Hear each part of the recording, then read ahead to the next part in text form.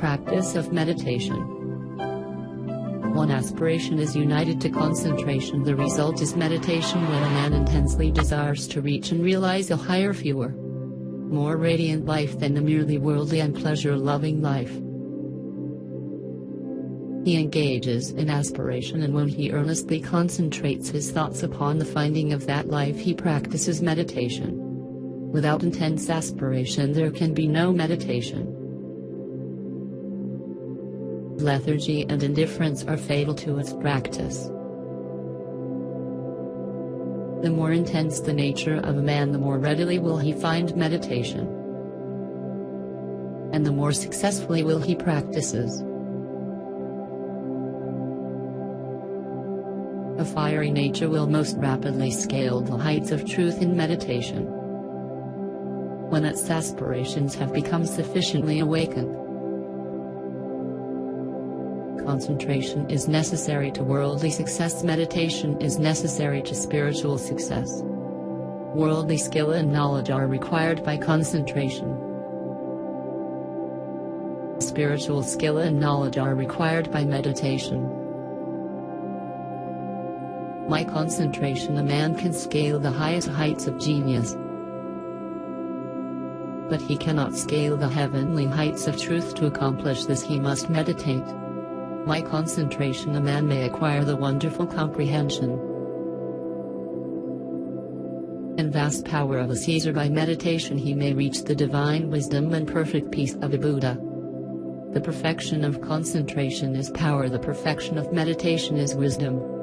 By concentration men acquire skill in the doing of things of life in science, art, trade, eccentric, but by meditation they acquire skill in life itself, in right living, enlightenment, wisdom, eccentric.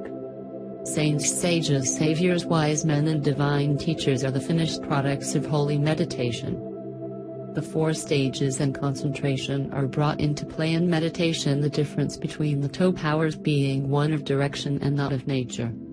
Meditation is therefore spiritual concentration, the bringing of the mind to a focus in its search for the divine knowledge, the divine life, the intense dwelling in thought on truth. Thus a man aspires to know and realize above all things sells the truce. He then gives attention to conduct, to life, to self-purification, giving attention to these things he passes into serious contemplation of the facts, problems and mystery of life. Thus contemplating he comes to love truth so fully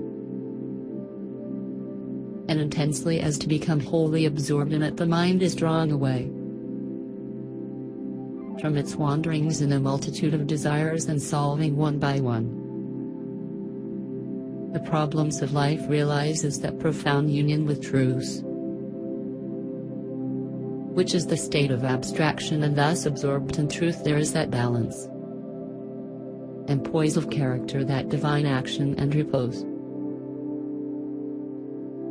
which is the abiding common peace of an emancipated and enlightened mind. Meditation is more difficult to practice than concentration because it involves a much more severe self-discipline than that which obtains in concentration. A man can practice concentration without purifying his heart in life, whereas the process of purification is inseparable from meditation. The object of meditation is divine enlightenment, the attainment of truce, and is therefore interwoven with practical purity and righteousness. Thus, while at first the time spent in actual meditation is short, perhaps only half an hour in the early morning, the knowledge gained in that half hour of vivid aspiration and concentrated thought is embodied and practiced during the whole day. In meditation, therefore, the entire life of a man is involved,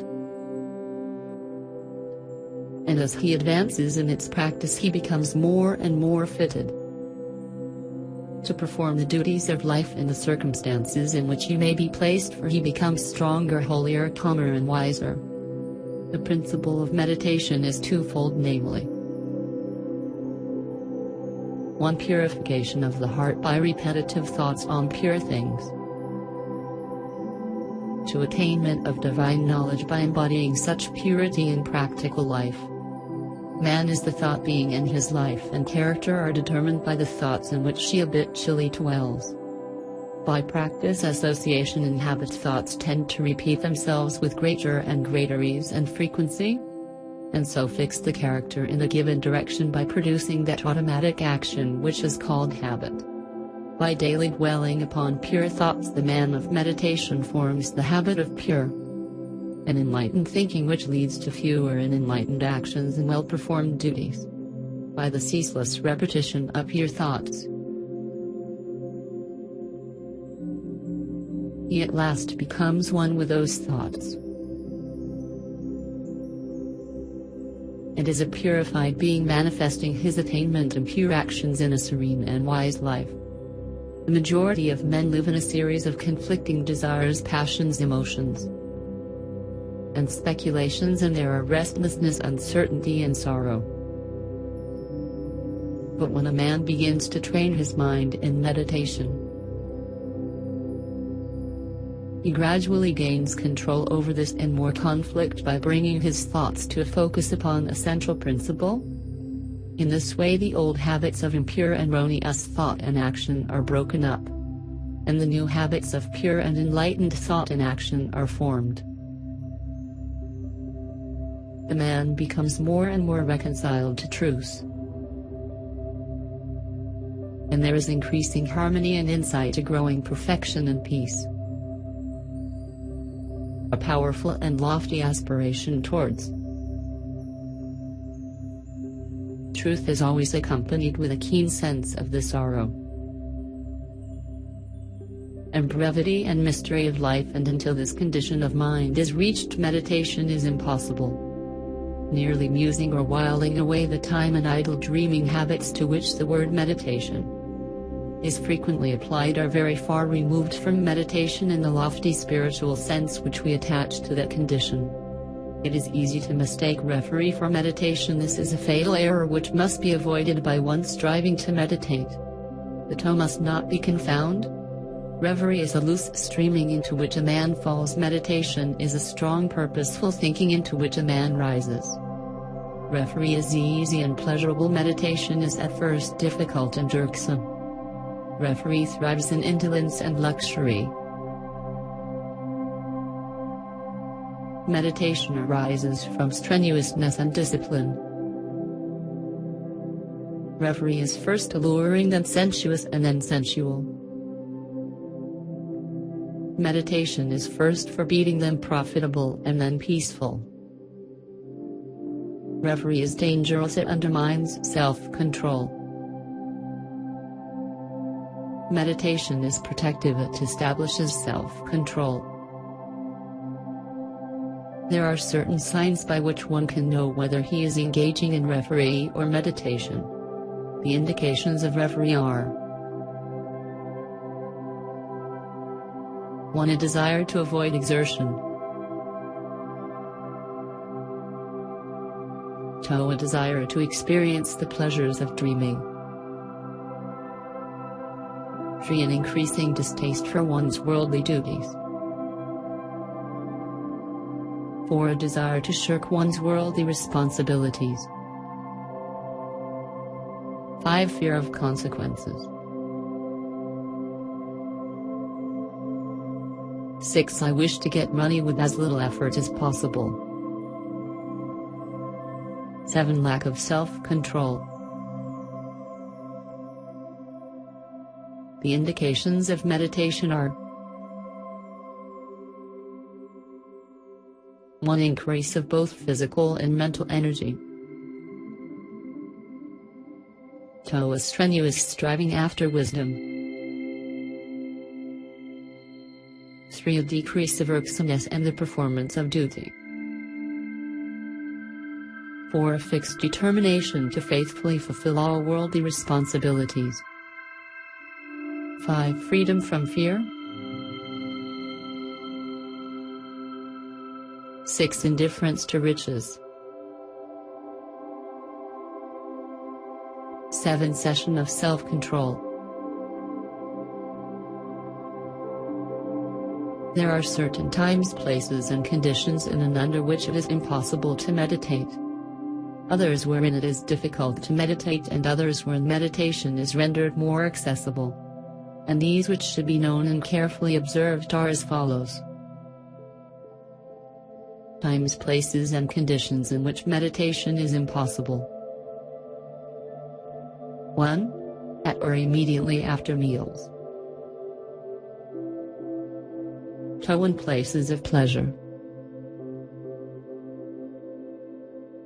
3. In crowded places. 4. While walking rapidly. 5. While lying in bed in the morning. 6. While smoking. 7. While lying on a couch or bed for physical or mental relaxation. Times, places and conditions in which meditation is difficult. 1. At night. 2. In a luxuriously furnished room.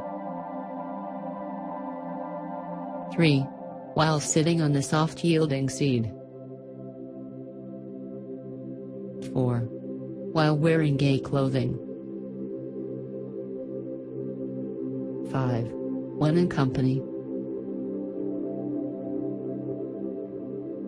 6. When the body is weary. 7. If the body is given too much food. Times, places and conditions in which it is best to meditate. 1. Very early in the morning. 2. Immediately before meals. 3. In solitude. 4. In the open air or in a plainly furnished room. 5. While sitting on a hard seat. 6. When the body is strong and vigorous. 7. When the body is modestly and plainly clothed.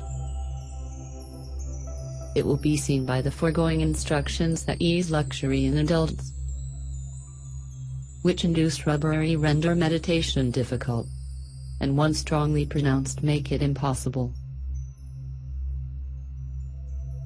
While strenuous new discipline and self-denial which just spell Reverie make meditation comparatively easy, the body too should be neither overfed nor starved, neither in rags nor flaunting.